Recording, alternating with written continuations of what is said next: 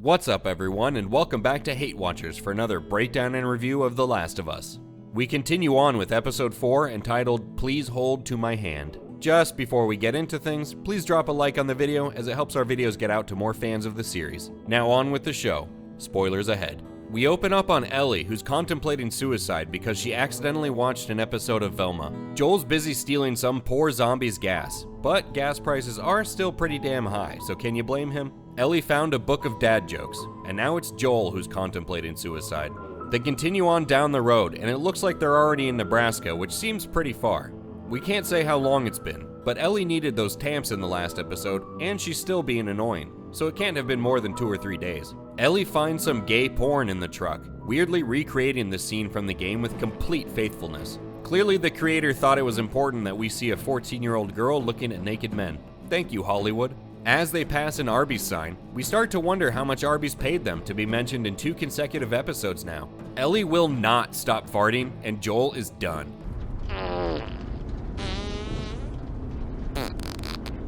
That's enough for today. We get another product placement deal as Joel and Ellie boil up some Chef Boyardee. As they head to bed, Ellie asks if they're safe here, but Joel says they might get bears. Bears! The bears can smell the menstruation! Joel is boiling poop for breakfast. Oh, what the fuck is that? It smells like burnt shit. Good to the last drop. The two have another staring contest.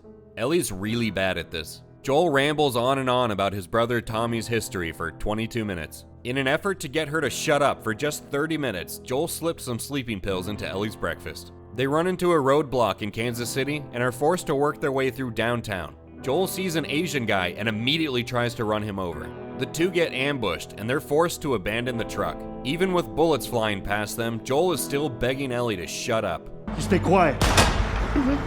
Joel fights off the raiders, but one gets the jump on him.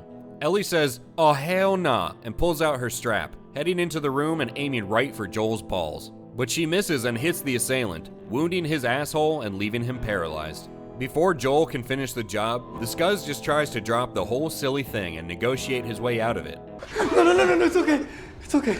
It's over. We're not fighting anymore. It doesn't work. The crazy stalker from 2.5 Men has made it all the way from Malibu to Kansas City, where she's running some militia group and killing valuable members of the group like doctors. The group is looking for a missing member named Henry. Joel and Ellie stop by a cafe, and they wait and wait, but no waiter seems to be coming. Joel apologizes to Ellie for having to save him and for her now having blood on her hands. And she says, "It ain't my first rodeo, bitch." He gives Ellie back her gun and starts to give her a quick lesson on how to use it, but she's not paying attention. She's daydreaming about being just like her favorite movie star, Alec Baldwin. They start to leave and Joel says, We'll get through this. and Ellie says, I know? It's a door? Moving back to the militia folk, the stern crazy broad goes into an attic where they have an infestation of very sophisticated rats. This guy takes her down below to show her how the bass in the militia group's loud music is affecting the building.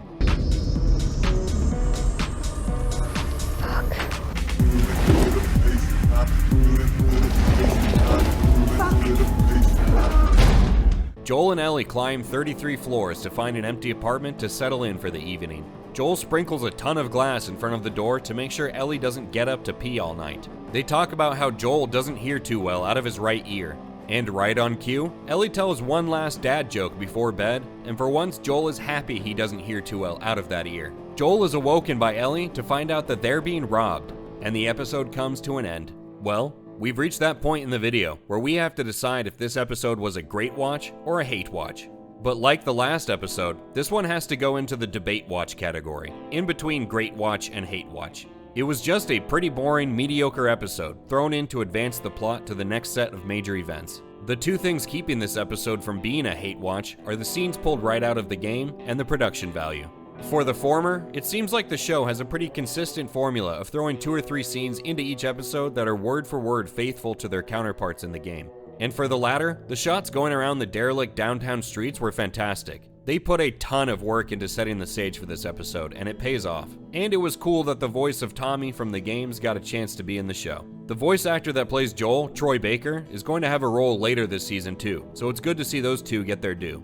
I guess you could argue that there was a decent amount of character development in this one. Joel and Ellie's relationship looks ready to turn a corner, and it's something of a big moment once Ellie saves Joel, and he sees her as being more capable of taking care of herself than he thought. That moment was telegraphed pretty hard with all of the previous scenes of Joel not letting Ellie have a gun, but I do wonder if that scene carried more weight for viewers who aren't familiar with the game. With us knowing that it was coming, it was just kind of a whatever moment. So if you're someone who was unfamiliar with the game beforehand, let us know in the comments if you felt differently about it. Outside of that, there's not really much to talk about for this one. It was a filler episode, but the next episode or two should be bangers. Before we wrap this video up, I just wanted to let you know that we're planning on live streaming Hogwarts Legacy, probably starting tomorrow, and we'll be uploading the streams to our separate gaming channel, Backseat Gamers, which we just started. The streams will be a chance to come hang out and chat as we stumble our way through the game. So it would be immensely helpful if you could hop over real quick and subscribe to that channel as well if you have any interest in it to help kick things off. There will be a link to the channel in the description down below.